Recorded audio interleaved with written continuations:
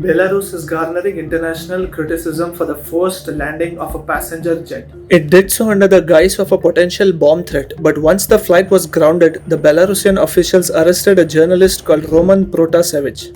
The incident has triggered scathing reactions from all quarters. The US has even proceeded to sanction Belarus, while the European Union is now mulling to follow suit. We put the debate on sanctions on the table of the European Council. We are preparing different options, different possible measures.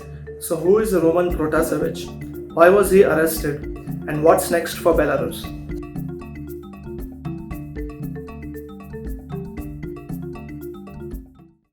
Belarus is widely seen as Europe's last dictatorship. Its president Alexander Lukashenko has been in power since 1994, currently the longest serving head of state on the continent, and reckoned as leading one of the most repressive regimes in the world. There's virtually no democracy there, and the country has consistently ranked the lowest in Europe for human rights and press freedom. But like in every other dictatorship, corruption is also rampant in Belarus, where power is concentrated within the highest levels of government and political elites, which explains why Lukashenko has managed to remain in power for so long. But last year, his people had enough. The president clinched a sixth term in the August 2020 elections that were widely considered rigged, and the Belarusians expressed their discontent by taking to the streets in unprecedented nationwide protests. The regime came down hard on the demonstrators, arbitrarily detaining and torturing people in custody, while there were also reports of rape and sexual abuse of women. Lukashenko even went as far as censoring the media and arresting journalists who questioned the legitimacy of the elections and tried to cover the protests. However, the only media outlet which managed to avoid censorship was Nexta, a channel which runs on sites like Telegram and YouTube. It's although based in Poland, Nexta was founded by two Belarusians, Stefan Svetlo and, you guessed it, Roman Protasevich, who fled the country in 2018 to avoid getting persecuted by the Lukashenko regime. But last year, the channel became the main platform for protesters to share information and coordinate demonstrations.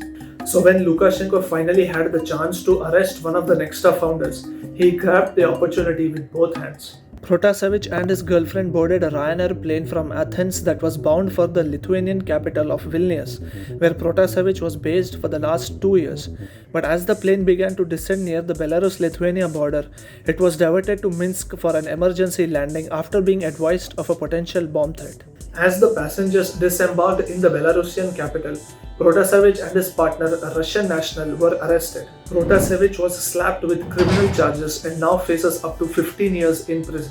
Soon after he was taken into custody, the Belarusian officials released a statement from Protasevich himself. Отношение со стороны сотрудников ко мне максимально корректное и по закону. Также сейчас я продолжаю сотрудничать со следствием и даю признательные показания по факту организации массовых беспорядков в городе Минске.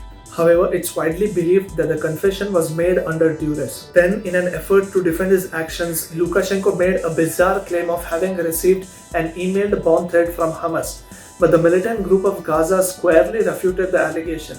The United Nations said that Belarus flouted the international civic aviation law, while the United States has proceeded to put sanctions on the country, with the European Union later following suit. This is an attack on democracy.